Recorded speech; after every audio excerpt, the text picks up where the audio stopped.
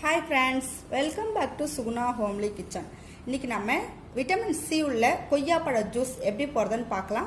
நம்மளுக்கு vitamin C ரொம்ப அதிகமாக உடம்புக்கு எடுத்துட்டுனா நோய் எதிர்ப்பு சக்தி அதிகமாக இருக்கும். அதனால கண்டிப்பாக இந்த விட்டமின் சி உள்ள ஃப்ரூட்ஸோ இல்லை வெஜிடபிள்ஸோ எதுனாலும் அதிகமாக அன்றாட உணவில் சேர்த்துக்கோங்க.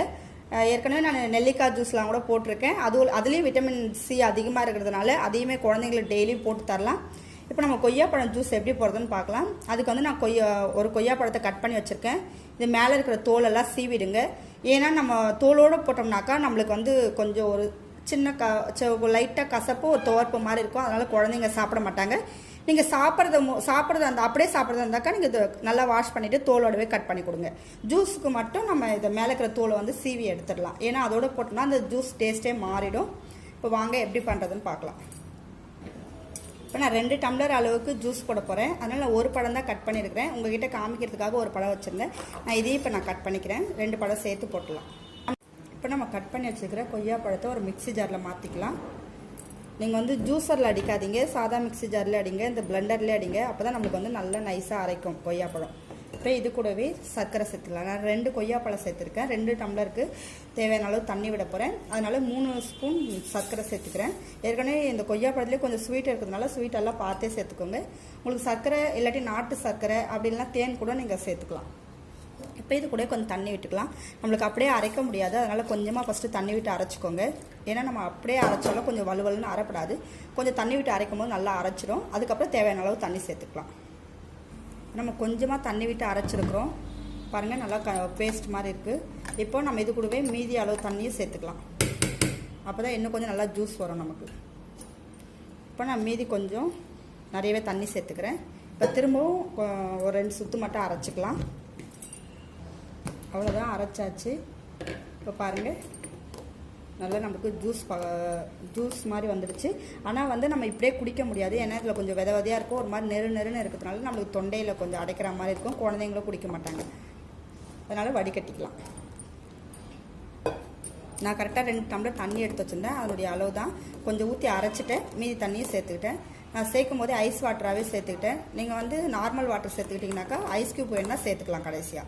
இல்லாட்டி இது கூட போட்டு அரைச்சிக்கலாம். இப்போ வாங்க வடிகட்டிக்கலாம். நான் வடிகட்டுறதுக்கு பார்த்தீங்கன்னாக்கா நம்ம தேங்காய்லாம் வடிகட்டுறதுக்குன்னு ஒரு வடிகட்டி இருக்கும். அதில் தான் வடிகட்டுறேன். சாதா வடிகட்டியில் நம்மளால் இது வடிகட்ட முடியாது. பொதுவாக ஜூஸ் எல்லாமே நம்ம நார்மல் வடிகட்டியால் வடிகட்ட முடியாது. அதனால் தேங்காய் வடிகட்டின்னு கேட்டிங்கன்னா கொடுப்பாங்க. இந்த தேங்காய் பல்ல வடிகட்டுறது. இதில் பார்த்தீங்கன்னா ஹோல்ஸ் கொஞ்சம் பெருசாக இருக்கும். நம்மளுக்கு அந்த திப்பி மட்டும்தான் நிற்குமே தவிர நல்லா ஜூஸ் எல்லாம் நல்லா இறங்கிடும். அவ்வளோதான். இப்போ நம்ம வடிகட்டிக்கலாம். இதில் பார்த்தீங்கன்னா நம்மளுக்கு அந்த விதை மட்டும்தான் நிற்கும். நல்லா ஜூஸ் எல்லாம் நல்லா இறங்கிடும். நம்மளுக்கு நிறைய வேஸ்ட் ஆகாது. பாருங்கள், நம்மளுக்கு அந்த விதை திப்பி மட்டும்தான் நிற்கிது. மற்ற ஜூஸ் எல்லாம் நல்லா. இதே நம்ம சாதா வடிகட்டினோம்னாக்கா ரொம்ப தண்ணியாக வெறும் தண்ணி மட்டும் தான் இறங்கும். நிறைய அந்த ஜூஸ் எல்லாம் நம்மளுக்கு வேஸ்ட் ஆகிடும். சத்தெல்லாம் இதிலே நின்ன மாதிரி ஆகிடும். அதனால் எப்போவுமே ஜூஸ் வடிகட்டுறதுக்கு தேங்காய் வடிகட்டியே யூஸ் பண்ணுங்கள்.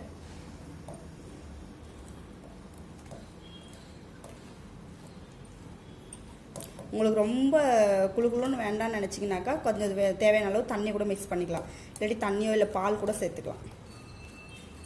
இதுமாதிரி இந்த வெயில் நேரத்தில் குழந்தைங்களுக்கு அடிக்கடி நம்ம இந்த ஃப்ரூட் வாங்கி கொடுக்கலாம்.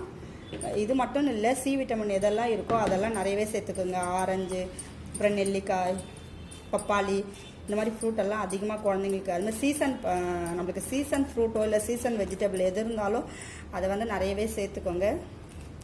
இந்த கொய்யாப்பழம் பார்த்தீங்கன்னாக்கா சி விட்டமினுடைய கிங்குன்னு கூட சொல்லுவாங்க. அவ்வளோதான், நம்மளுக்கு வடிகட்டியாச்சு. இப்போ வாங்க டம்ளரில் மாற்றிக்கலாம். அவ்வளோதான், நம்மளுக்கு கொய்யாப்பழம் ஜூஸ் சூப்பராக ரெடி ஆயிடுச்சு. நல்லா வாசனையாக நல்லா டேஸ்ட்டாக இருக்கும்.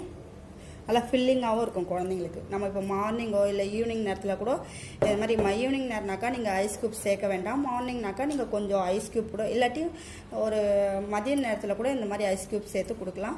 நல்லா ஃபில்லிங்காக இருக்கும். குழந்தைங்களுக்கு எனர்ஜியாகவும் இருக்கும். மோஷன் ப்ராப்ளமும் இருக்காது இந்த கொய்யாப்பழம் குடிச்சிட்டு வந்தாக்கா. கண்டிப்பாக நீங்களும் செஞ்சு பாருங்கள். இந்த வீடியோ பிடிச்சிருந்தால் லைக் பண்ணுங்கள், ஷேர் பண்ணுங்கள். நம்ம சேனலை புதுசாக பார்க்குறீங்கனாக்கா சப்ஸ்கிரைப் பண்ணிக்கோங்க. பக்கத்தில் இருக்கிற பெல் பட்டனை கிளிக் பண்ணிக்கோங்க. அப்போ தான் நான் அடுத்தடுத்து போடுற வீடியோ உங்களுக்கு நோட்டிஃபிகேஷனாக வரும். தேங்க்யூ.